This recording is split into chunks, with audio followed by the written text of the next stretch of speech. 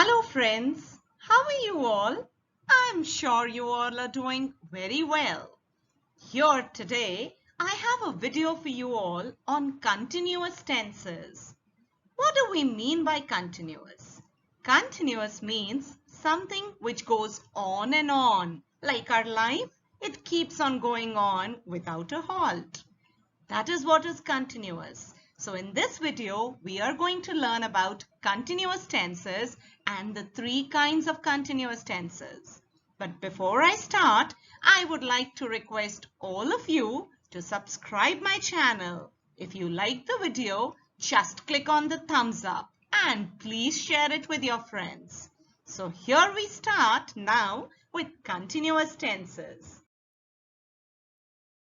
Continuous tenses are further divided into three kinds.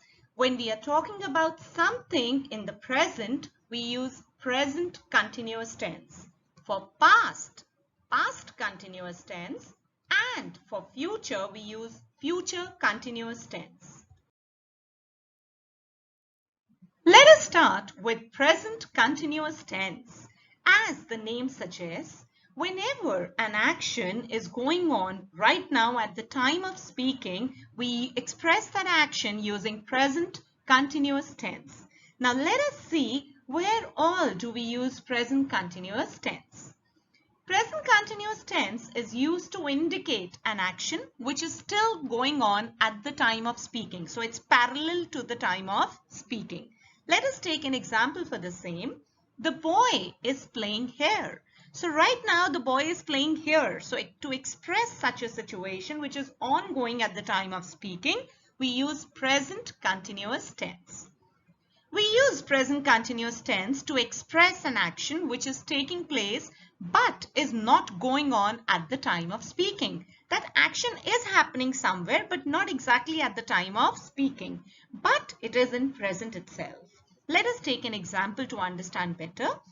I am attending dance classes these days. So I'm doing this at present only. I mean, it's a present day scenario. But right now when I'm telling somebody that I'm taking dance classes, I'm not doing it that very moment.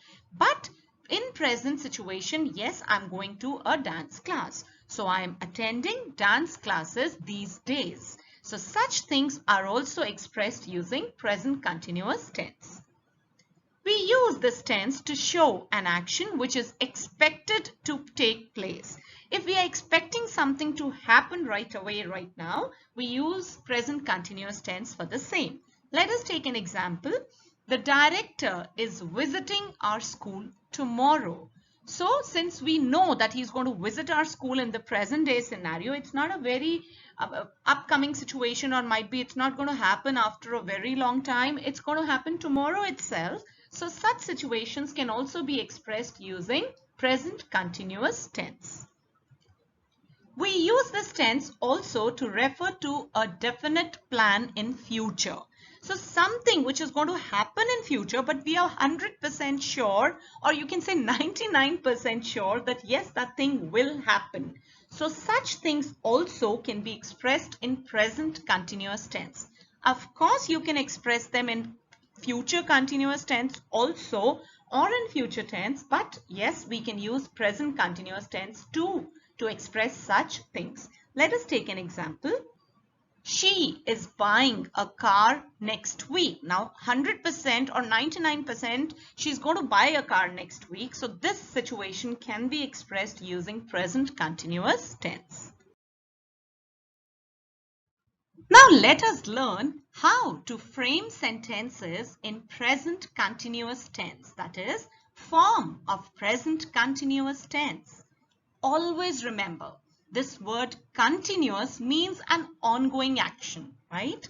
So in continuous tenses, we always use verb in their ing form. I commonly call it as verbing form. Sit is a verb, it's an action. It'll change to sitting. Eat, eating. Stand, standing. That is what is verb plus ing.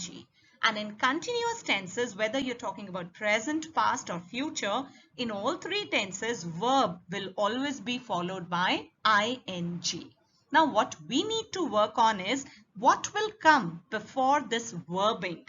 In present continuous tense, we use three things just before verbing. First one is, or we can use am, or we can use are, followed by verb ing, that is verb plus ing. This verbing will always be there in continuous tenses. You just have to decide whether you will be using is before it, or am, or are. Now how do we decide that? Always remember, is used whenever we are talking about something which is singular, one thing. If we are talking about one person, one animal, or one thing, we are going to use is and then the verb in its ing form. Am, am is a special word. That is what I call it as. Am is specially designed or made for only I. Whenever our subject is I, then we will use am in present continuous tense followed by verbing.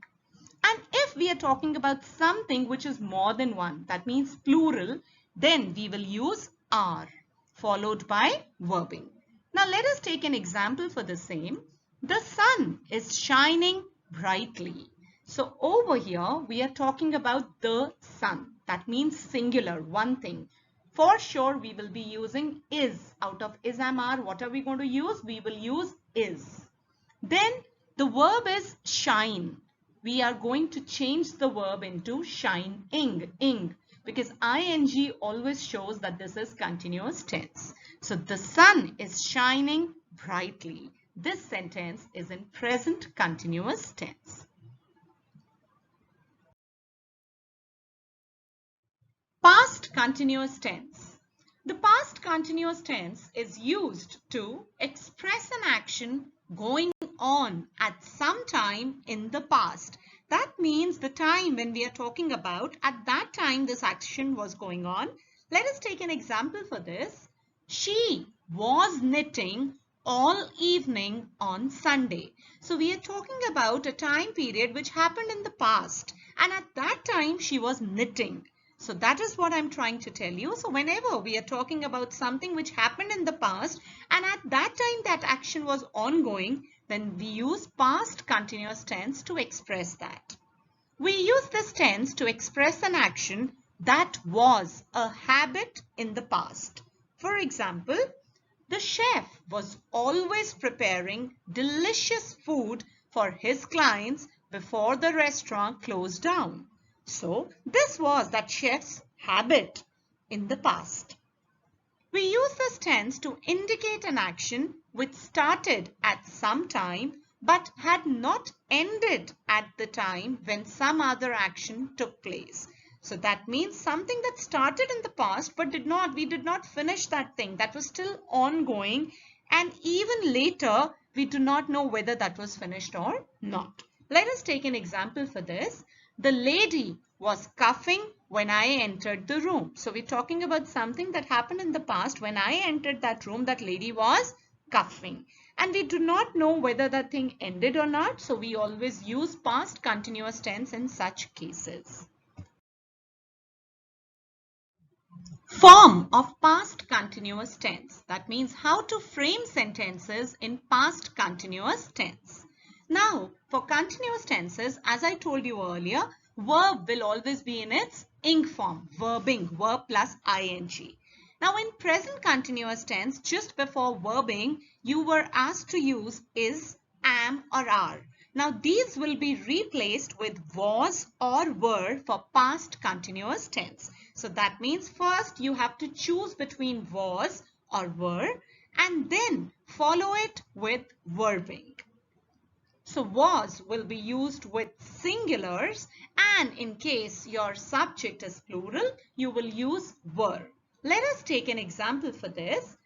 They were sleeping when the thief entered their house. So we are talking about a period of time, a point of time in the past when a thief entered the house, right? Here our subject is they. That's plural. So we will use were with it. They were. Sleep will change to sleeping, that is verbing, followed by the rest of the sentence. So this sentence is in past continuous tense. And how do we know that? We know that because we have used were along with were plus ing. Future continuous tense. We use future continuous tense to indicate an action that will be going on in future. Something that will happen in the future, but we are talking about it today. For example, she will be joining a coaching center for tuitions. This action will take place in the future, but we are talking about it today. We also use this tense to refer to a pre-scheduled future plan, something that we have already planned for future. For example, the manager will be meeting the new clients on Monday. Now this meeting will take place later, but we have already planned it today. So for such situations, we use future continuous tense. The form of future continuous tense. That means the structure of a sentence in future continuous tense.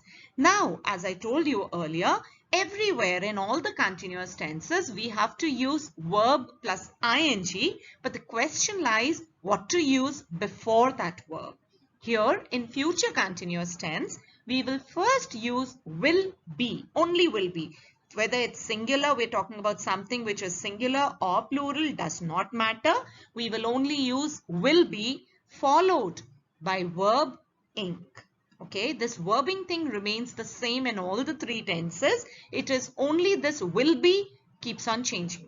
For present continuous, we use is, am, are. For past continuous, we use was or were. And for future continuous, we use will be. Let us take an example for the same. They will be visiting you soon. Over here, the subject is they. As I told you, whether the subject is singular or plural does not make a difference in future continuous tense. We just have to use will be, which is very easy for us. Will be followed by verb, that is visit, plus ing, that changes to visiting. They will be visiting you soon.